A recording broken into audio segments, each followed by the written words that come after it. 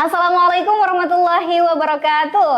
Waalaikumsalam warahmatullahi wabarakatuh.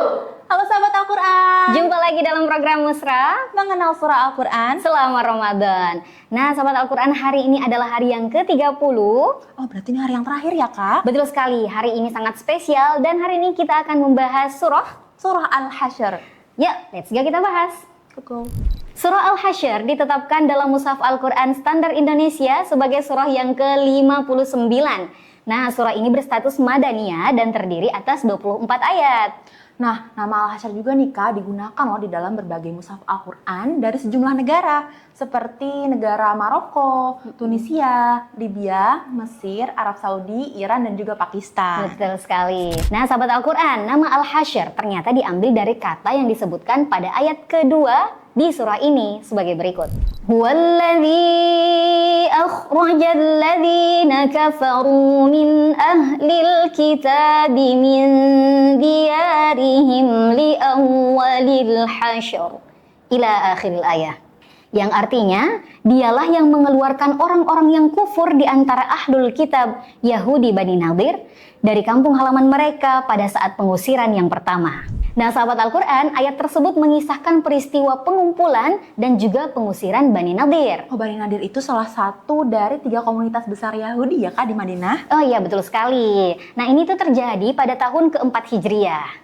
Dari sisi kebahasaan, kata hasyr memiliki makna yang beragam, Fik. Oh, betul. Ia dipahami sebagai pengumpulan yang disertai penggiringan, pembangkitan, dan juga kebangkitan. Ada pula yang memaknainya sebagai pengusiran dari tempat tinggal atau menghimpun lalu menggiring manusia secara paksa ke satu tempat tertentu. Nah kak, peristiwa pengusiran Bani Nadir ini merupakan tema pokok surah ini.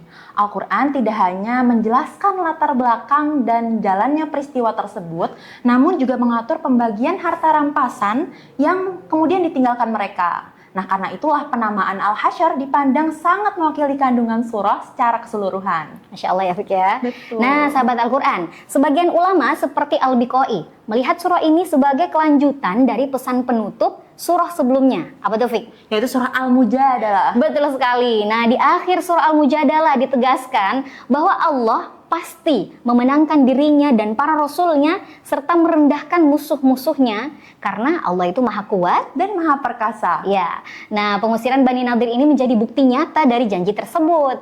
Nah Kak Al-Mahayimi juga bahkan menyatakan bahwa peristiwa ini memperlihatkan kasih sayang Allah kepada Rasulnya dan juga kaum mukmin, sekaligus kemurkaannya kepada pihak yang memusuhi mereka.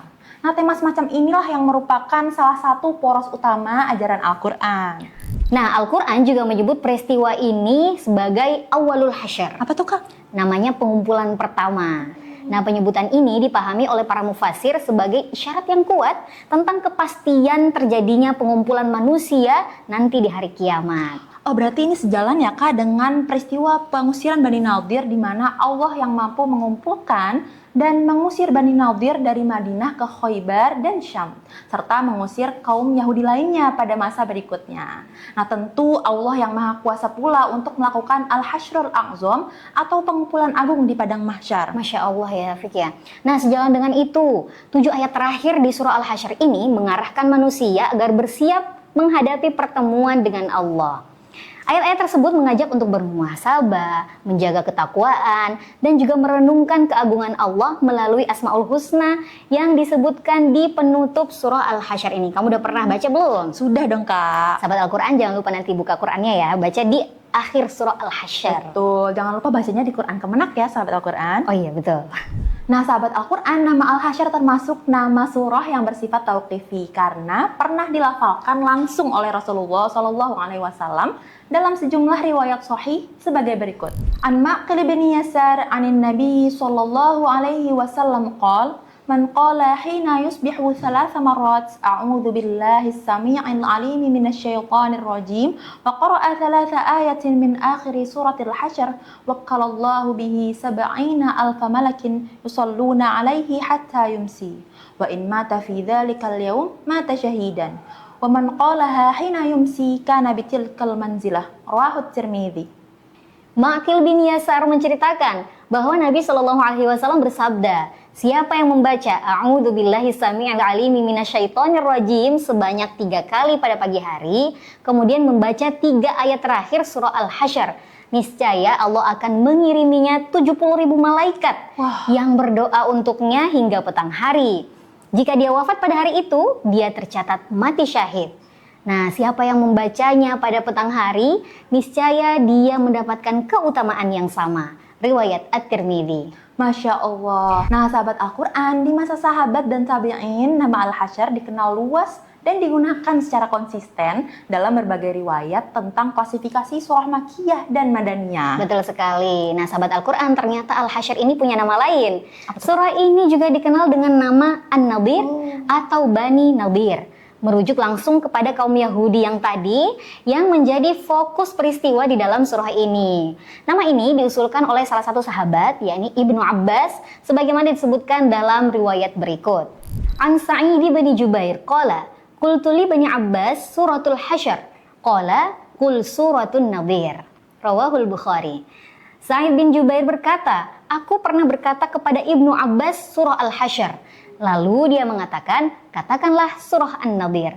Riwayat Al-Bukhari. Namun sahabat Al-Quran, surah Al-Hasyr ini tetap menjadi nama utama yang paling representatif karena tidak hanya menunjuk pada satu peristiwa sejarah, tetapi juga mengandung isyarat mendalam tentang kekuasaan Allah dan kepastian hari pengumpulan seluruh manusia. Wallahu a'lam bishawab.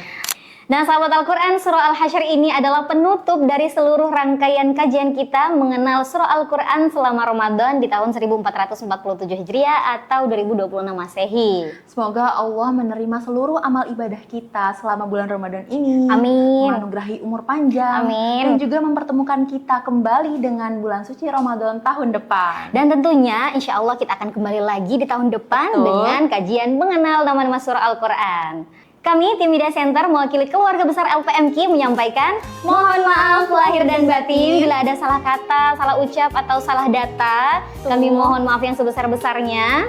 Tak lupa kami juga mengucapkan terima kasih kepada seluruh sahabat Al-Quran dimanapun berada yang telah mengapresiasi konten-konten di platform media sosial LPMQ. Taqabbalallahu minna wa minkum, siyamana wa siyamakum, kullu amin wa antum bi khair.